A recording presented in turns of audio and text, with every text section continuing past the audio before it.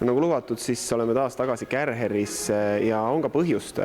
Kärheris on ju erinevate tööriistade valik niivõrd suur, et ega seda ühe korraga ära ei kata.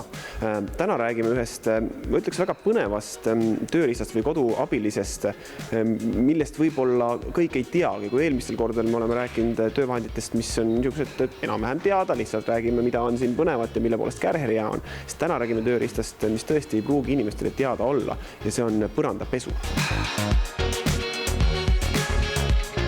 Kärheri põrandapesur aitab kiiremalt ja efektiivsemalt põrandad ära pesta, et Kärheri põrandapesur sobib siis kõikidele kõva kattega põrandatele ja aitab siis hoida kokku nii vee arvelt kui ka sellelt, et me peame mopi ja rohke veega siis põrandaid pesema. Põrandapesur toimib siis nii, et kõigepealt on vaja vesi ja puhastusvahend siis puhta veepaaki kokku segada. Seejärel saame hakata põrandat pesema, kus siis põrandapesuril käivad rullikud ringi. Ühest äärest pritsib ta puhastusvahendid siis rullikute peale, peseb põranda ära ja siis teisest äärest korjab siis selle musta ja määrdunud vee ära sealt rullikute pealt ja uuesti siis puhas vesi peale. Ehk siis rulliku peal, kui ta põrandat peseb, on alati puhas vesi. Siinkohal olekski paslik rääkida nüüd nendest erinevatest mudelitest, nagu ikka Kärheril siis ei ole üks tööriist, vaid on seeria. Just, et on põhimõtteliselt 3 erinevat siis mudelitüüpi. On EVM2, millel on siis 2 rullikut. Selle seadmega on hea, kui me ennem teeme ka tolmuimega põranda puhtaks.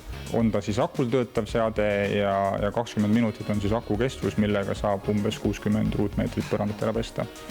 Teine seeria on meil siis FC5, seda seadet on meil nii akuga kui ka kaabliga olemas.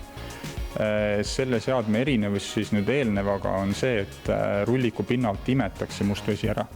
Ja 3. seade on meil siis tippmudel FC7. Sellel on rullikud rohkem, kokku 4 rullikut, mis siis teeb veel parema puhastustulemuse ja FC7 puhul siis ei ole vaja enne tolmuimejaga põrand puhtaks teha. No ennem juba käis 2 sõnaga läbi, et paaki tuleb kokku segada vesi ja puhastusvahend. Just, ja see puhastusvahend peaks kindlasti olema põrandapesuri jaoks mõeldud puhastusvahend. Ehk siis Kärheril on olemas erinevate põrandaliikide jaoks siis erinevad puhastusvahendid, parketi jaoks, kivipõranda jaoks ja siis ütleme selline multifunktsionaalne puhastusvahend, mis siis sobib kõigile, kui meil on näiteks mitut liiki põrandat ühes toas. No, tavaliselt on kõikide tööriistadega nii, et mis liigub, see kulub. Mis osad sellest tööriistast on sellised, mis võib-olla vajavad aeg-ajalt vahetamist või mida peaks jälgima? Ja, et vahetada tuleks siis rullikuid ja need rullikud on pesumasinas pestavad.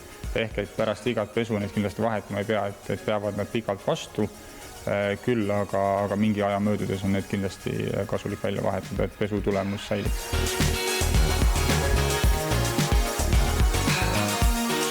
Mina arvan, siin oleks hea tõmmata paralleel nõudepesumasinaga. Mõni ütleb, et ta ei kujuta elu ilma selleta ettegi ja teine ütleb, et ta iialgi enda majapidamisse nõudepesumasinat ei taha.